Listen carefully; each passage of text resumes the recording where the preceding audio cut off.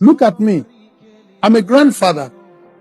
I go to mission fields in East Africa where there is no Jesus. I go to mission fields among the Maasai where there's no church. There's no mosque. There's no idol house. No.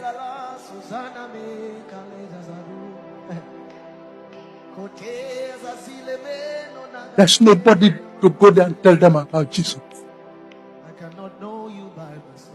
They take what you bring.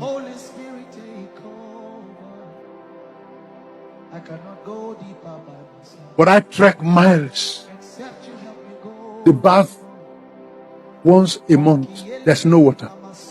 I have to stop in Kenya to buy as much water as I will need as I cross Namanga border to enter northern Tanzania with my wife and my children. I take my children along there because I don't want them to think that the only brand of Christianity they see is the one on television. I climb mountains as old as I am because they're poking their head out of the rock, speaking Swahili. And I have to speak Jambo. I have to ask, can I come? With Bible under my armpit. Because if he does not approve me to come, he could roll the stone against me. If I'll be preaching there in December, people have to start going 100 miles on camels to go and bring the crowd. The crowd I see in front of me sitting on bare ground, they are more than the crowd I gather with television. They trek 100 miles to come and hear the word of God. And nobody is ready to go there.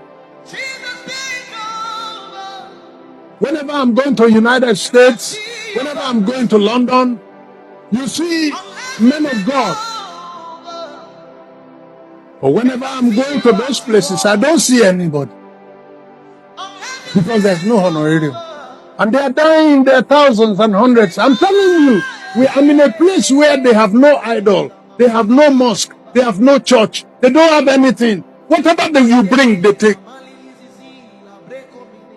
But we have bombarded our brains with comfort as if that is Christianity. That is not Christianity.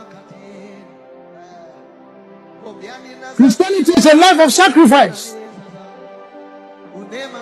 When I was climbing the rocks and halfway through my breath was failing, I'm getting old. Then my second son told me, calm down, let me go.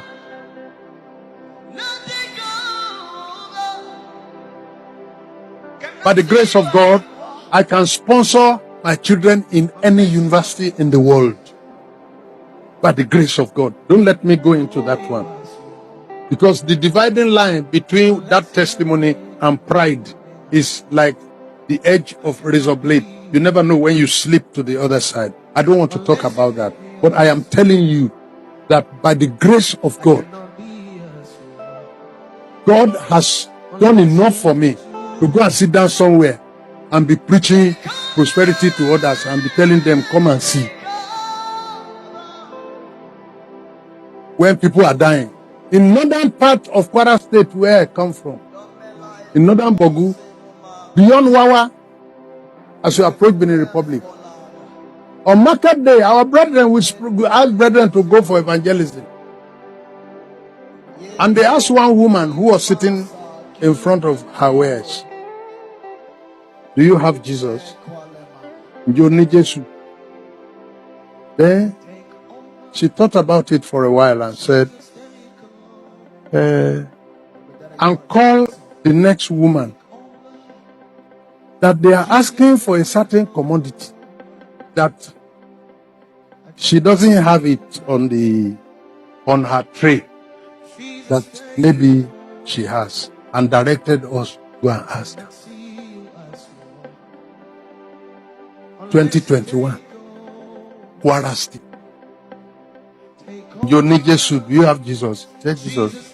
They go and ask that woman. Maybe she has the item on the tray. You know, we have lost our pride. The hidden around us will testify against us as we sit in our comfort and ignore them. Government has forgotten about them. There's no road. We trek. We enter the river because there's no bridge.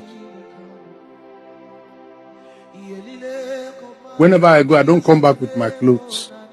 We can't wash our clothes. The water there, if you put your clothes inside, you get dirtier because it's mud. We wait for the water to settle down before we. The life of Christ is a life of sacrifice. Preaching the gospel is a life of sacrifice. The ministry Jesus committed to our hands is a ministry of sacrifice. And this is the alternative community that Jesus is trying to set up. But the allurements of luxury and pleasure keep enticing us out.